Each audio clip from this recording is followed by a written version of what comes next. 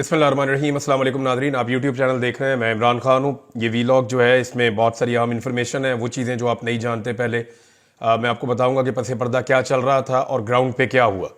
एक तो पाकिस्तान तहरीक इंसाफ का जो धरना जो उन्होंने जाके डी चौक के ऊपर कंट्रोल किया था वो ख़त्म हो गया।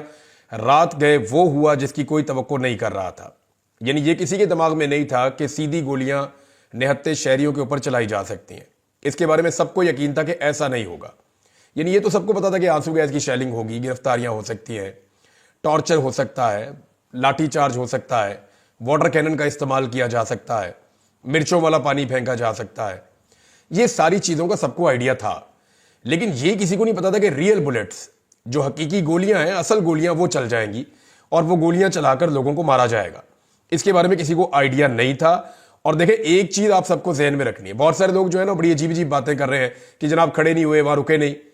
तो मैं ये कहता हूं कि दुनिया की बेहतरीन जो ट्रेंड आर्मी है ना, मिलिट्री, उसको लेकर आए और ऐसे एक बीच में जगह है उसके ऊपर खड़ा करें और खड़ा करने के बाद ऊपर से उनके ऊपर यही सारा असला इस्तेमाल करें। रियल बुलेट्स भी चलाएं, असली गोलियां चलाएं, रबड़ की गोलियां चलाएं, इतनी बदतरीन आंसू गैस की शेलिंग करें, कोई दुनिया की फौज भी वहां पे नहीं रुक पाएगी। एसएसजी के कमांडोज भी वहां पे नहीं रुक पाएंगे। बेहतरीन दुनिया के अमेरिकन कमांडोज, मरीन्स जो है वो भी वहां पे नहीं रुक पाएंगे, क्योंकि ह्यूमनली पॉसिबल नहीं है। वहां आप सांस नहीं ले पा रहे थे।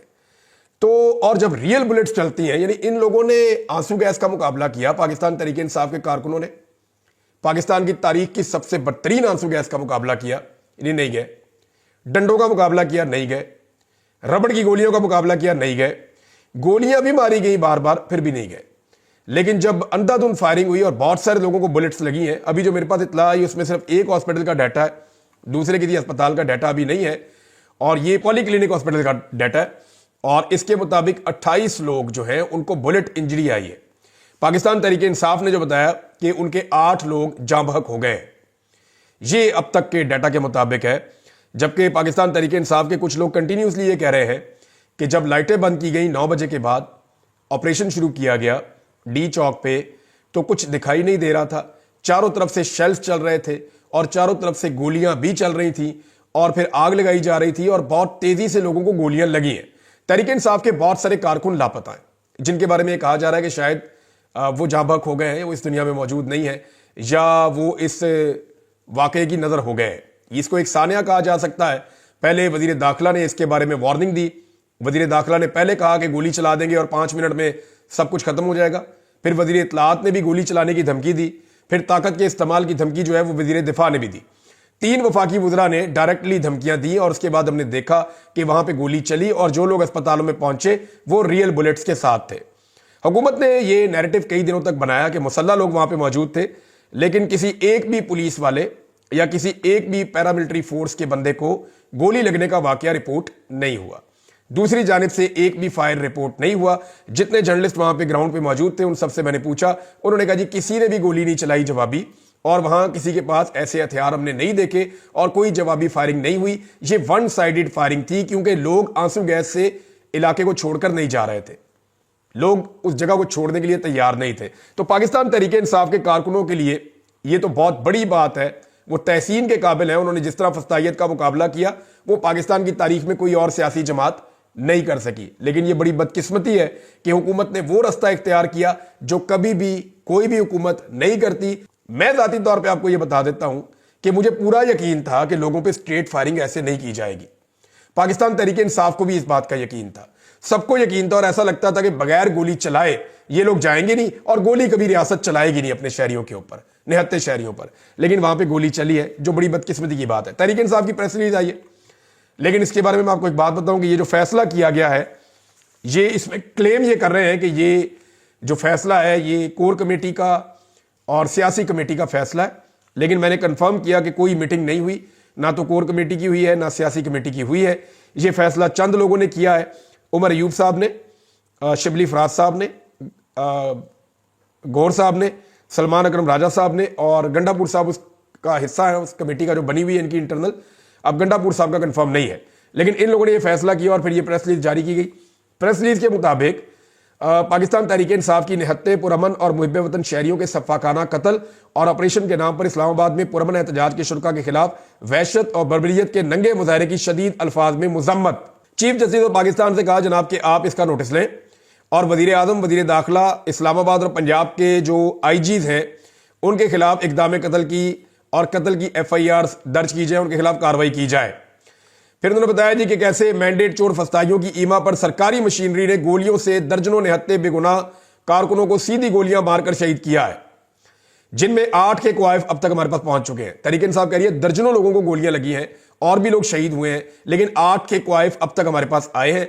उनमें वो जो बता रहे हैं जी कि अनीस शहजाद दस्ती, मलक मुबीन, औरंगजेब, अब्दुल कादर, मलक सफदर अली, अहमद वली, मोहम्मद इलियास और अब्दुल रशीद शामिल हैं। और इसमें जो मनाजिर हमने देखे नाज़रीन वो इंतहाई अफसोसनाक हैं। जो अस्पताल से मनाजिर आ रहे हैं वो तो हम शेयर भी नहीं कर सकते, दिल दहला देने वाले मनाजिर हैं। ऐसा किसी ने नहीं सोचा था कि रियासत इस तरह गोली चलाएगी। बहरहाल तहरीक इंसाफ ने कहा जी कि हम कोई मुसल्ला जत्था नहीं है या कोई मुसल्ला तंजीम नहीं है कि हम इन चीज़ों का मुकाबला करें, गोलियों का मुकाबला करें। हम पुरअमन शहरी हैं और हम एहतजाज करने के लिए, अपना हक लेने के लिए आ रहे थे और जमहूरी तरीके से आ रहे थे और हमने तमाम सऊबतें, तमाम रुकावटें, तमाम तशद्दुद और वहशियाना बर्बरियत बर्दाश्त की। हमारे कारकुन डी चौक पहुंचे मगर अपने शहरियों के लाशों के अंबार लगाने की हम इजाजत नहीं दे सकते। 24 करोड़ पाकिस्तानियों को भेड़ बकरियां समझने वाले दरिंदों के लिए शहरियों का कत्ल तफरी का वसीला हो सकता है, मगर तहरीक इंसाफ पाकिस्तान के अवाम इसके वसाइल और इसके कौमी मफाद के नगेबान है। अब वजीर इत्तलात को मैं सुन रहा था, वो मजाक उड़ा रहे थे लोगों का, यानी वो वहां पर लाशें पड़ी हुई है, अस्पतालों में लाशें पड़ी हुई है। तहरीक इंसाफ के लोग कह रहे हैं हमारी लाशें गायब की जा रही हैं और बाद में ये कहा जाएगा जनाब हमें पता ही नहीं है वो बंदा कहां गया। तो हमारी लाशें इसलिए गायब की जा रही हैं ताकि जो जाम बहक होने वाले लोग हैं उनकी तादाद को छुपाया जा सके, ये तहरीक इंसाफ के लोगों ने क्लेम किया। अब इस वक्त जो तहरीक इंसाफ का अनाउंस है वो ये कह रहे हैं कि हुकूमती मनसूबे के पेश नजर पुरअमन एहतजाज की फिल वक्त मनसूखी का हम ऐलान करते हैं। ये जनाब तहरीक इंसाफ ने ऐलान किया है। तहरीक इंसाफ के बहुत सारे लोग इससे पशेमान हैं। बुशरा बीबी, मैं आपको ये बता देता हूं, मीडिया ने गलत खबरें चलाई कि बुशरा बीबी वहां से चली गई हैं या अली अमीन गंडापुर वहां से चले गए हैं। इस वक्त जो इंफॉर्मेशन आ रही है वो ये है कि ये लोग खैबर पख्तूनख्वा में अब मौजूद हैं सुबह के वक्त। लेकिन रात को 12:30 बजे जो जर्नलिस्ट वहां पे मौजूद थे उनसे मैंने कंफर्म किया, उन्होंने कहा जी 12:30 बजे तक जब सारा मीडिया चला रहा था, कभी कहते थे ये गिरफ्तार हो गई है, कभी कहते थे ये लोग भाग गए, कभी कहते थे ये लोग दामनेको की तरफ चले गए, ऊपर मुनाल की तरफ चले गए, कभी कहते थे ये इस तरफ को निकल गए। तो उस वक्त तक बुशरा बीबी और अली अमीन गंडापुर वहां मौजूद थे और बुशरा बीबी को बड़ा जोर जबरदस्ती से मनाकर वहां से निकाला गया है। जब हालात बहुत ज्यादा खराब हो गए, बिल्कुल अंधेरा हो गया, हर तरफ से गोलियां चल रही थी, लोगों की लाशें गिर रही थी, लोग जो हैं वो जख्मी हो रहे थे, उनको अस्पताल पहुंचाया जा रहा था, बड़े पैमाने पर एम्बुलेंसें वहां पे जो है वो रवाना की गई, वो भी सारे मनाजिर लोगों ने देखे। तो ये एक बड़ा ब्रूटल ऑपरेशन था। लेकिन उसके बाद जिस तरह का रवैया रियासत का था वो मजाक उड़ा रही थी। उसके बाद भी वो ठट्टे उड़ा रहे थे। लाशों के ऊपर हंसने वाले लोग बेहिस मैंने इससे पहले नहीं देखे। सानिया मॉडल टाउन भी इन्होंने किया था और अब ये उससे बड़ा सानिया इन्होंने इस्लामाबाद डी चौक में कर दिया है। ये तहरीक इंसाफ की प्रेस रिलीज है। तहरीक इंसाफ के अंदर इस पर इख्तलाफ पाया जाता है कि ये एहतजाज कॉल ऑफ करना चाहिए था या नहीं करना चाहिए था। हुकूमत ने इतने बंदे मार दिए तो एहतजाज कॉल ऑफ नहीं करना चाहिए था। दूसरी तरफ के लोगों का कहना है कि हुकूमत पागल हो चुकी है, लिहाजा हम दोबारा एहतजाज करेंगे, अभी हम इसको रोक रहे हैं। अब इससे होगा क्या, मैं आपको थोड़ा सा बैकग्राउंड में लेकर जाता हूं। मुझे कुछ लोगों ने इंफॉर्मेशन ये देना शुरू कर दी थी और अब मैं वो चीजें आपके सामने रख देता हूं और मैंने इन सारी चीजों को कंफर्म किया। मैं इनके ऊपर पहरा दूंगा। जब 24 तारीख को ये काफिला निकला खैबर पख्तूनख्वा से, तो ये सारा दिन ट्रेवल करता हुआ शाम को ये पहुंचा और उस वक्त इन्होंने क्लियर किया पहली सारी रात लगा के कटी पहाड़ी के इलाके को। और डीआई खान और बलूचिस्तान से आने वाले काफिले आगे पहुंच चुके थे। उसके बाद ये काफिले आपस में मिलते हैं अगले दिन और अगले दिन फिर ये आगे बढ़ते हैं और इस्लामाबाद के अंदर जब दाखिल होते हैं तो वहां पे अली अमीन गंडापुर साहब की गाड़ियां और उनके साथ जो स्क्वाड है वो वहां पे रुक जाता है। और उनसे जब भी कोई जाके कारकुन पूछता है, कोई बात करता है, तो वो ये कहते हैं जी अभी कर रहे हैं, एक मीटिंग चल रही है, बात चल रही है सीएम साहब की, सीएम साहब कोशिश कर रहे हैं, तो एंगेजमेंट चल रही है, तो वहां मुज़ाकरात हो रहे हैं। तो इस किस्म की बातें वहां पे सबको बताई जाती हैं। वहां पे कारकुनों ने शोर मचाना शुरू किया कि हमें आगे जाना चाहिए, आगे बढ़ना चाहिए, रावलपिंडी और इस्लामाबाद हमारा इंतजार कर रहा है।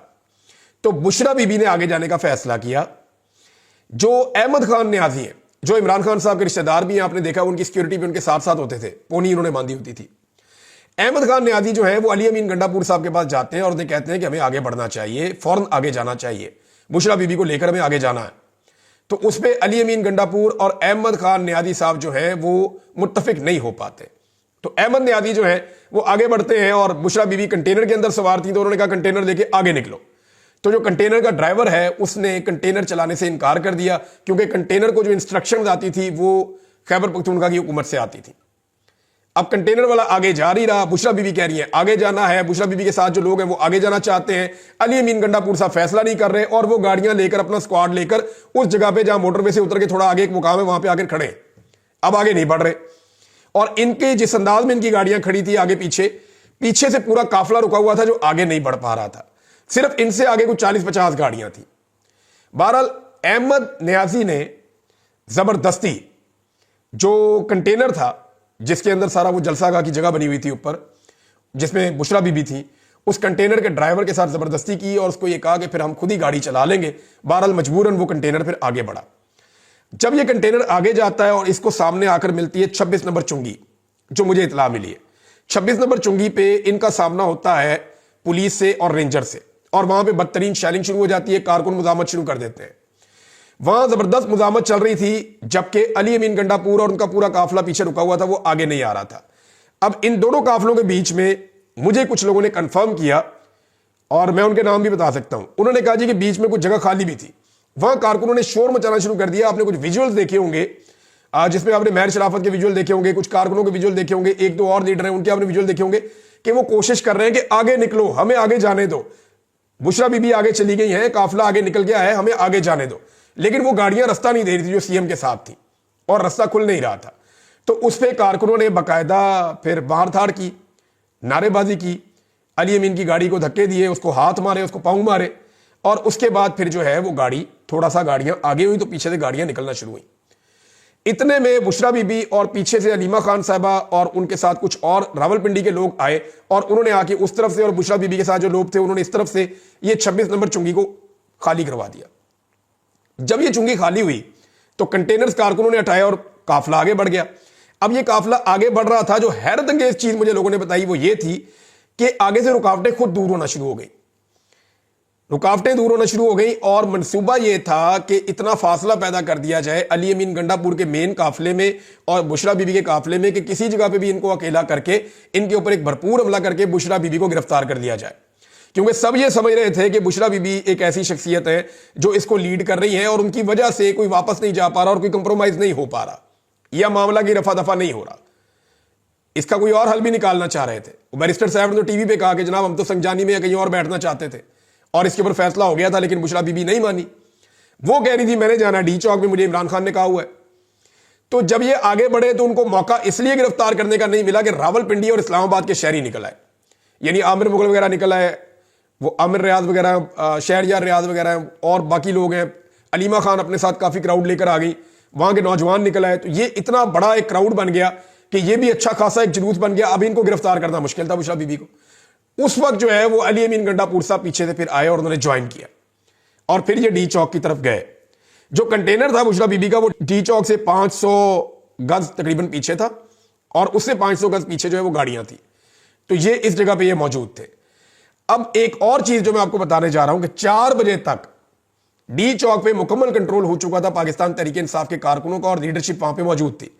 कुछ लोग ऐसे हैं जो इस्लामाबाद जाने के बाद नजर ही नहीं आए, जैसा कि शहरयार अफरीदी, इस्लामाबाद जाने के बाद उनकी कोई एफर्ट रास्ते में आपको नजर नहीं आई होगी। उन्होंने चंद जगहों पे अपने नाम के नारे लगवाए, उनके साथ कुछ नौजवान थे, नारे शारे लगवाए, कुछ टिकटॉक बनवाई उन्होंने और वो गायब हो गए। कुछ और लोग हैं, मैं सबके नाम क्या लूं, लेकिन बेशुमार लोग ऐसे हैं जो आए ही नहीं, इस एहतजाज का हिस्सा ही नहीं बने, हालांकि उनका ताल्लुक खैबर पख्तूनख्वा से है, वो वहां से अरकान असेंबली है, लेकिन वो नहीं आए, उन्होंने इसके अंदर शमूलियत नहीं की। पंजाब वाले भी नहीं आए, आपके सामने ही है।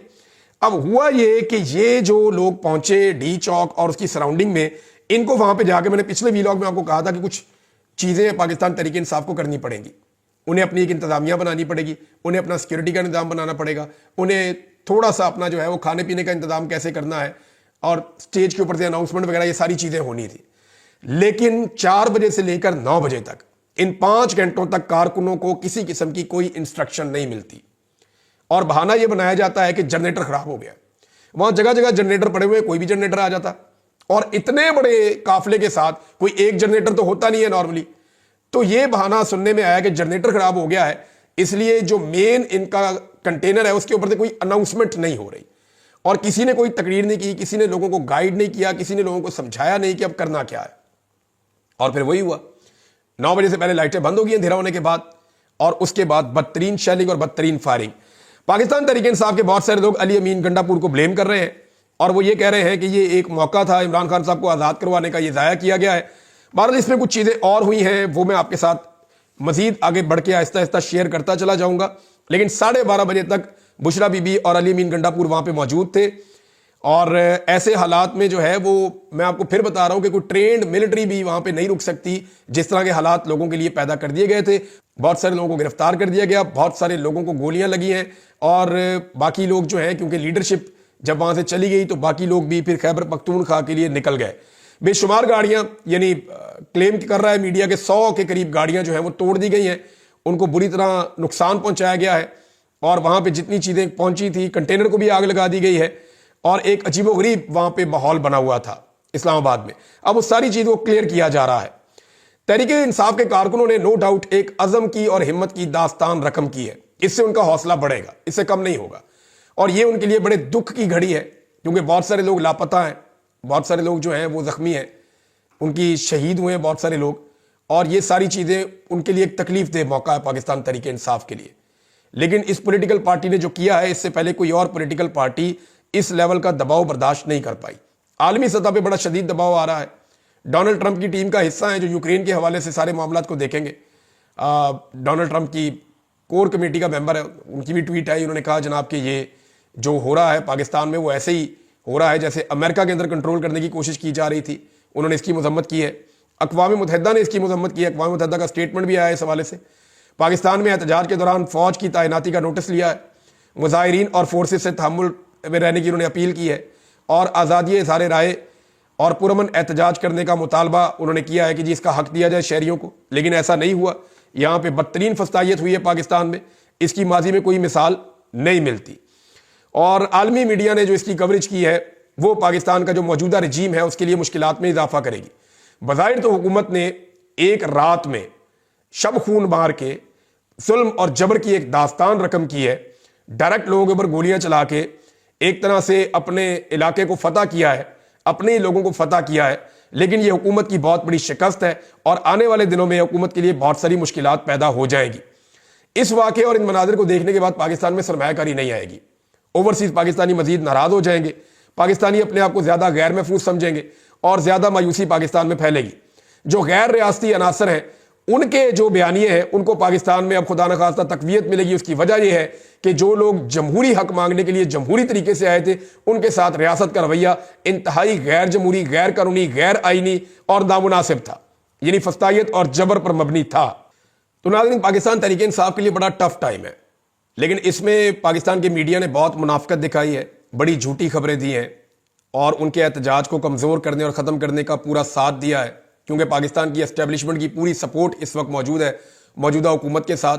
ये जाली हुकूमत है, इसके पास अवाम का मैंडेट नहीं है, और अवाम का मैंडेट ना होने के बावजूद ये मुसल्लत है, और इसकी वजह से पाकिस्तान के हालात सारी दुनिया के सामने हैं। मेरे ख्याल में यहां बात ख़त्म नहीं होगी, अब लोगों के अंदर मजीद नफरत और दूरियां पैदा होंगी, लोगों के शिकवे और शिकायतें बढ़ेंगे, और आने वाले दिनों में ये एहतजाज का सिलसिला फिर जारी रहेगा।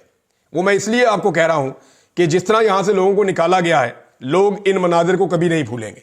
ये लोग अपने अपने इलाकों में जाएंगे, पूरे पाकिस्तान से आए थे, सबको बताएंगे कि हमारे साथ वहां क्या जुल्म हुआ और क्या जबर हुआ, किस तरीके से रियासत ने हमारे साथ सलूक किया है, और ये पैगाम फैलता चला जाएगा। इमरान खान का वो पैगाम जो पहले उस तरह नहीं फैल रहा था, अब उससे ज्यादा शिद्दत के साथ फैलेगा, आलमी दबाव बढ़ेगा, और आने वाले 1-1.5 महीने के अंदर हुकूमत को बहुत सख्त मुश्किल का सामना करना पड़ सकता है।